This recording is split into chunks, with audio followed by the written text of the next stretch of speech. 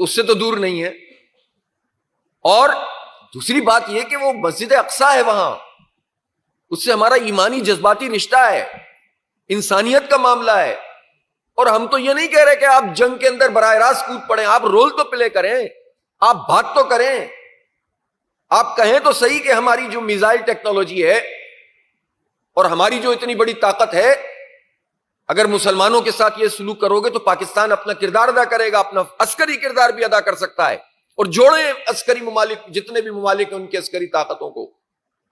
یہ تو کر سکتے ہیں کہ پرائم منسٹر لائک مائنڈڈ ممالک کا اجلاس بلائیں، یہ تو کر سکتے ہیں کہ جس میں آپ آرمی چیفز کا اجلاس بلائیں. اگر آپ یہ بھی نہیں کر سکتے تو پھر آپ کس بنیاد کے اوپر اسلامی جمہوریہ پاکستان کی حکومت میں شامل ہوتے ہیں یا اس کے عہدوں کو سنبھالتے ہیں؟ ظاہر ہمارا ایمانی تقاضا ہے، فرض ہے. بعض چیزیں ایسی ہوتی ہیں جو حاضر و موجود سے بیزار ہو کر کرنی پڑتی ہیں. معیشت معیشت معیشت، یہ معیشت ہماری تباہ کس نے کی ہے؟ ان قرضوں کے بوجھ میں کس نے ہمیں دھسایا ہے؟ یہ معیشت کس نے تباہ کی ہے؟ یہ معیشت ہمارے حکمران طبقے نے تباہ کی ہے. پچھلے تقریباً 23 سال سے پاکستان جو جنگ لڑ رہا ہے وہ امریکی جنگ پاکستان میں لڑی گئی ہے دہشت گردی کے نام پر. اور یہ اقرار خود سابق آرمی چیف نے کیا تھا کہ ہم نے امریکہ کی لڑائی لڑی اور اس کے نتیجے میں پاکستان کو 150 سے 200 بلین ڈالر کا نقصان ہوا. پاکستان کے 10,000 کے قریب فوجی جوان اور سیکیورٹی ادارے کے ہمارے جوان شہید ہوئے، 70-80 ہزار سویلین شہید ہوئے. بھارتی راہ کے اڈے کھل گئے، یہاں پر بلیک واٹر یہاں گھسائی، پورے ہمارے نظام کو تلپٹ کر کے رکھ دیا. اور اس وقت بھی صورتحال یہ ہے کہ اس سال کے 6 مہینے میں تقریباً 4,000 کے قریب لوگ جو ہے اس پوری دہشت گردی کی یہ جو پورا نیٹ ورک ہے اس کا شکار ہو چکے ہیں. میں تو یہ پوچھنا چاہتا ہوں پاکستان کے اداروں سے بھی اور پاکستان کی حکومت سے بھی کہ یہ اندھی لڑائی ہم کب تک لڑیں گے؟ ہمیں نہیں پتا ہم کس کے خلاف لڑ رہے ہیں، ہمارے وسائل لگ رہے ہیں، ہمارے فوج کے جوان شہید ہو رہے ہیں، ہماری فورسز جو ہیں وہ اسٹیک پہ لگی ہوئی ہیں، ہمارے سیویلین اسٹیک پہ لگے ہوئے ہیں.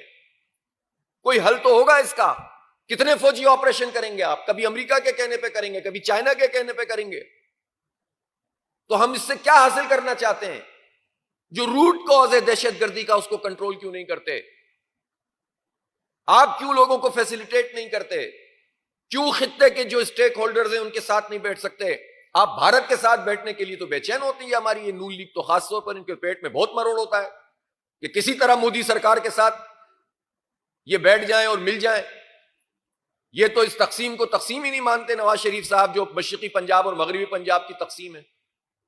یہ تو پاکستان کو کے نظریے سے پتہ نہیں واقف نہیں ہے یا جان بوجھ کر جان چھڑانا چاہتے ہیں، جو کہتے ہیں کہ ہمارا کلچر ایک تہذیب ایک. تو بھائی کلچر ایک تہذیب ایک تو پاکستان بنایا کیوں تھا؟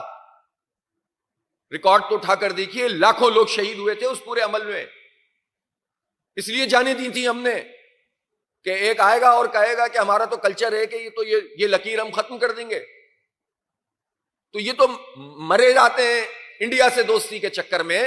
وہ انڈیا جو آج بھی مسلمانوں کے بارے میں کہہ رہا ہے، انڈین مسلمانوں کو گھس بیٹھیے کہہ رہا ہے. آپ بتائیے تو صحیح. اور افغانستان سے لڑیں گے، ایران سے تعلقات بہتر نہیں بنائیں گے، پائپ لائن پر کام نہیں کریں گے.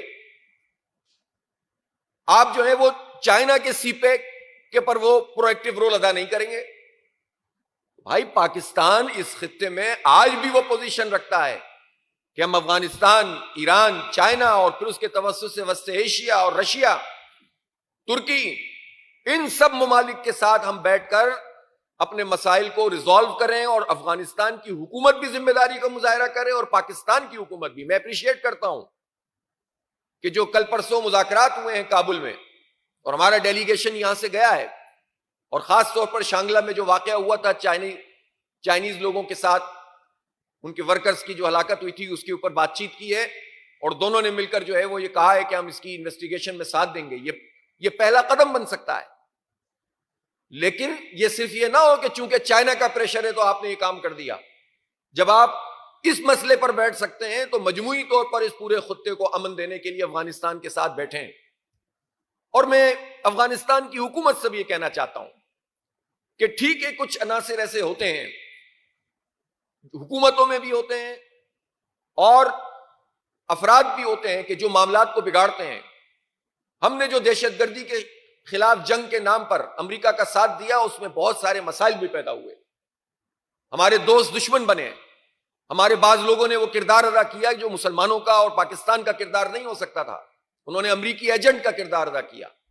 لیکن اس کا مطلب یہ نہیں ہے کہ پاکستان نے اگر 1977-78 سے لے کر اور پورے جہاد میں جو کردار ادا کیا اس کردار کو یکلخت مٹا دیا جائے، اور افغانستان میں بھی کچھ لوگ ایسے پیدا ہو جائیں جو پاکستان سے دشمنی کو ہوا دیں. اور کچھ لوگ تو یہ کام کر سکتے ہیں، جہاد کرنے والی ریاست تو یہ کام نہیں کر سکتی. میں افغان طالبان سے بھی یہ اپیل کرتا ہوں کہ انہیں بھی اپنے رویے کو بہتر بنانے کی ضرورت ہے، پاکستان افغانستان کے عوام کے مفاد میں، اس خطے کے امن کے لیے اور دین کے لیے اور اسلام کے لیے. اور پاکستان کی گورنمنٹ کو بھی افغانستان سے بات کرنی چاہیے اور بامانی بات کرنی چاہیے، بالآخر بات کرنی پڑے گی. کب تک لڑتے رہیں گے؟ یہ اندھی لڑائی ہم کب تک لڑتے رہیں گے؟ ہم کسی اور کی جنگ مسلمان آپس میں کب تک یہ کرتے رہیں گے اور اپنی معیشت کو اور اپنی سماج کو تباہ کرتے رہیں گے؟ اس لیے ہم یہ سمجھتے ہیں کہ اس پورے خطے میں پھر انیشیٹ کریں آپ. جب آپ یہ جو ایل پی جی ہوتی ہے، ایل پی جی ہے نا، اس کو ہاں اس کا ایک معاہدہ باقاعدہ ایران کے ساتھ ہے اور آپ وہ خریدتے ہیں، تو بھائی گیس پائپ لائن میں کیا ہو جائے گا؟ دنیا میں آج کوئی کسی کو اس طرح سے پابند نہیں کر سکتا. پاکستان ایک نیوکلیئر طاقت ہے، پاکستان کی فوج بہت بڑی فوج ہے. سوچ کے اندر اگر غلامی آ جائے نا تو پھر بڑی بڑی فوجیں بھی ڈھیر ہو جاتی ہیں، اور اگر آدمی خود آزاد ہو ذہنی طور پر تو چھوٹی سی فوج سے بھی بڑی دنیا کا مقابلہ کر سکتا ہے. یہ باتیں صرف جذباتی باتیں نہیں ہیں، عملاً ہوتا ہے دنیا میں ایسا. تو پاکستان کی اتنی بڑی فوج، پاکستان کا نیوکلیئر پروگرام، پاکستان کا میزائل پروگرام ہمارا فخر ہے.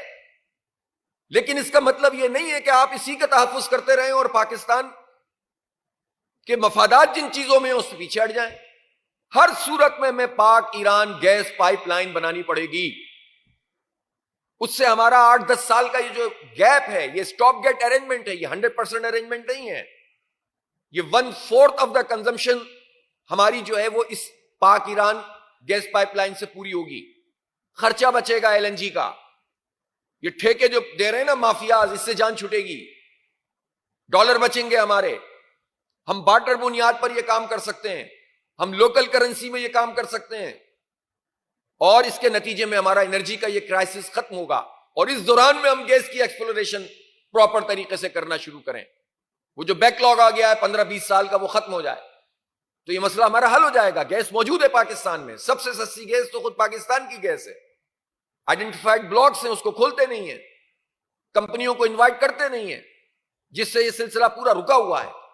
اور خود یہ کام کرتے ہیں کہ اپنی ہی کمپنیوں کو کہتے ہیں کہ اپنی جو پروڈکشن ہے، وہ جو گیس نکال رہے ہیں اس کو آپ کنوؤں کو بند کر دیں، جس سے اور ٹیکنیکل مسائل پیدا ہوتے ہیں. اس وقت تفصیل کا موقع نہیں ہے.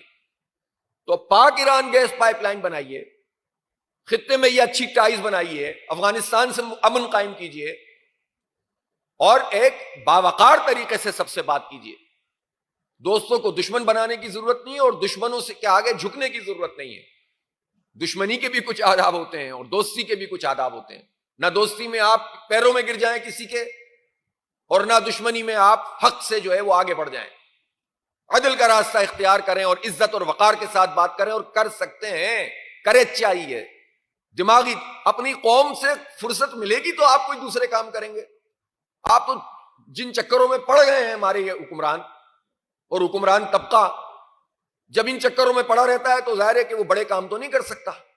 اس لیے ہم یہ سمجھتے ہیں کہ اس وقت بھی، میں نے اسرائیل سے بات شروع کی تھی، اسرائیل کے پاس اتنی طاقت نہیں ہے کہ وہ پاکستان اگر اپنا کوئی رول پلے کرے تو وہ اپنی اس ظلم کو آگے بڑھا سکے. ہمیں رول ادا کرنا پڑے گا. ہم کب تک تماشا دیکھتے رہیں گے؟ آپ آغاز کریں اس بات سے کہ آپ میٹنگ بلائیں، آپ اعلان کریں اس بات کا کہ وہاں کے زخمیوں کا ہم علاج کریں گے. آپ اپنی امداد کو بڑھائیں.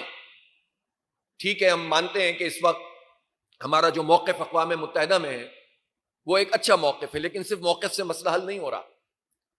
پرو ایکٹیو اپروچ کے ساتھ آگے بڑھنا پڑے گا اگر آپ اس مسئلے کو ریزالو کرنا چاہتے ہیں. یہ جو اس وقت کی فلسطین کی جنگ ہے، آپ کیا سمجھتے ہیں کہ یہ ختم ہو جائے گی؟ یہ پورے خطے کو اپنی لپیٹ میں لے لے گی، کوئی محفوظ نہیں رہے گا. عالم عرب کے حکمرانوں کو بھی یہ بات سمجھنی چاہیے. اب چیزیں ان کے ہاتھ میں نہیں رہیں گی، اس لیے اپنا رول ادا کریں. جماعت اسلامی اپنا کردار ادا کر رہی ہے. آپ نے دیکھا ہے کہ جو ہم سے ہو سکتا ہے مدد الخدمت کے پلیٹ فارم سے ہم نے پہنچائی ہے. جتنا جو راستہ جب کھلا ہوا ملتا ہے، ہمارا امدادی 7-8 وہ جا چکی ہیں جو کھیپ ہیں، اور خود ہم نے ایجپٹ میں اپنا ایک ویئر ہاؤس بھی بنایا ہوا ہے. تو جو مدد ہو سکتی ہے وہ کریں گے. دوسرا کام پاکستانی لوگ کیا کر سکتے ہیں؟ اسرائیل کو سپورٹ کرنے والی پروڈکٹس کا بائیک آؤٹ کریں، تو ایمانی جذبے سے کریں. ہم کچھ نہیں کر سکتے، ہم یہ تو کر سکتے ہیں، اپنے بچوں کو سمجھا سکتے ہیں. بچے کرتے ہیں، بڑے نالائق ہیں، ان کو سپورٹ نہیں کرتے. بچوں کو سمجھا دو کہ یہ پروڈکٹ ایسی ہیں جو جس سے صہیونیوں کو فائدہ پہنچتا ہے، تو وہ بچے جو ہے وہ بائیک آؤٹ کرتے ہیں. لیکن بڑوں کو عقل نہیں آتی. ہمیں اپنا کردار ادا کرنا چاہیے، ہمیں سوشل میڈیا کیمپین چلانی چاہیے، ہمیں احتجاج کرنا چاہیے. آپ نے دیکھا الحمدللہ پشاور میں بہت ہیوج احتجاج ہوا. کل پورے پاکستان میں سینکڑوں نہیں ہزاروں مقامات پر جماعت اسلامی کے پلیٹ فارم سے احتجاج کیا گیا. اور 2 جون یعنی کل آنے والے کل میں کراچی میں ایک بہت بڑا غزہ ملین مارچ ہوگا انشاءاللہ. میں خود وہاں پر جا رہا ہوں، اور میں کراچی کے لوگوں سے بھی اپیل کرتا ہوں کہ آپ اپنے شایان شان، جس طرح ماضی میں بھی آپ امت کے ساتھ اپنی اظہار یکجہتی کرتے رہے ہیں، نکلیں اور غزہ کے مسلمانوں کے ساتھ کھڑے ہوں، انسانیت کے ساتھ کھڑے ہوں، ان سب لوگوں کے ساتھ کھڑے ہوں کہ جو پوری دنیا میں احتجاج کر رہے ہیں. میں سلیوٹ کرتا ہوں ان سارے نوجوانوں کو، پوری دنیا کے طالب علموں کو جو یونیورسٹیوں میں، امریکہ میں، یورپ میں اپنی پولیس کے مقابلے میں ڈٹ کر کھڑے ہوئے ہیں اور فلسطین کی بات کر رہے ہیں. پاکستان میں بھی نوجوانوں کو اپنا یہ کردار ادا کرنا چاہیے. ان ساری جامعات کو فلسطین کا ایک ترجمان بننا چاہیے. یہی ہمارا رول ہے. ہمیں صرف کتابوں کو تو نہیں پڑھنا، ایک نوجوان کو اپنی ملی، دینی، انسانی جو اس کا فرض بنتا ہے وہ بھی ادا کرنا ہے. تو اس لیے انشاءاللہ یہ بہت بڑا مارچ کل ہوگا، اور آئندہ کا لائحہ عمل بھی کل میں انشاءاللہ وہاں پر دوں گا.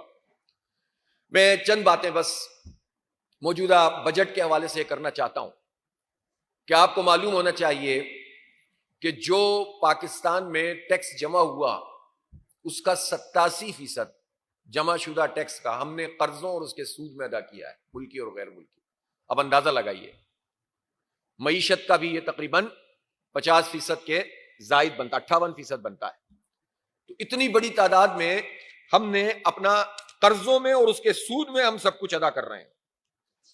اور یہ ان کی نالائقوں کی پالیسیاں ہیں جو اتنے عرصے میں انہوں نے ہمارا یہ حال کر دیا ہے. آپ کو معلوم ہے کہ آئی پی پیز کو ہم کیپیسٹی پیمنٹ کے چارجز کے نام پر اس وقت 2800 ارب روپے ادا کریں گے. وہ بجلی جو آپ اور میں خرچ نہیں کریں گے، استعمال نہیں کریں گے، لیکن وہ کیپیسٹی چارجز فی یونٹ 16 روپے سے زائد وہ ہم ادا کریں گے. اور اس لیے ادا کریں گے کہ ہمارے نالائق حکمران طبقے نے اور کرپٹ مافیا نے آئی پی پیز کے ساتھ یہ جعلی معاہدے کیے، پوری قوم کو گروی رکھ دیا. چائنا کا دباؤ ہے کہ ہمارے پیمنٹ کریں، 500 ارب روپے ہیں، تقریباً $2 بلین کی پیمنٹ ہے. ہم مانگتے پھر رہے ہیں چائنا سے نیگوشیٹ کریں. اتنے پروجیکٹس ہیں جو چائنا کو یہاں پر کرنے ہیں، باوقار طریقے سے بات چیت کریں. یہ نہیں ہوتا آنیاں جانیوں سے کام نہیں چلتا. 5 دن کے لیے وہ چلے گئے، 6 دن کے لیے وہ چلے گئے، اور کوئی اعلان کر رہا ہے $25 بلین آ گئے، کوئی کہہ رہا ہے $75 بلین آ گئے. میٹھا میٹھا ہاپ ہاپ، کڑوا کڑوا تھو تھو. بعض لوگ ایسے ہیں جب کوئی چیز اچھی ہو رہی ہوتی ہے تو اس کی کریڈٹ لے لیتے ہیں خود، جب مشکل ہوتی ہے تو سیاست دانوں پہ ڈال دیتے ہیں. یہ بھی نہیں چلے گا، اور سر جوڑ کر بیٹھنا پڑے گا، مسئلے کا حل نکالنا پڑے گا، امن سے، خارجہ پالیسی سے، داخلہ پالیسی سے. ان تمام چیزوں سے جڑا ہوا ہے ہمارا معاشی نظام. تو یہ جو اب مزید ٹیکس لگانا چاہتے ہیں، یہ کہتے ہیں کہ اب اینڈ یوزر کے اوپر ہر چیز کے اوپر ٹیکس لگا دو 18%، لیکن ہزاروں ایکڑ والے جاگیرداروں پہ ٹیکس لگاتے ہوئے ان کو موت آتی ہے، اس لیے کہ خود ہوتے ہیں یہ سب. ان کے لیے بس ہلکی سی بات کر دیتے ہیں. اس پورے آبیانے کے نظام کو ریوائز کیا جائے. اس پورے جو ہے وہ لینڈ ریفارمز کی ضرورت ہے.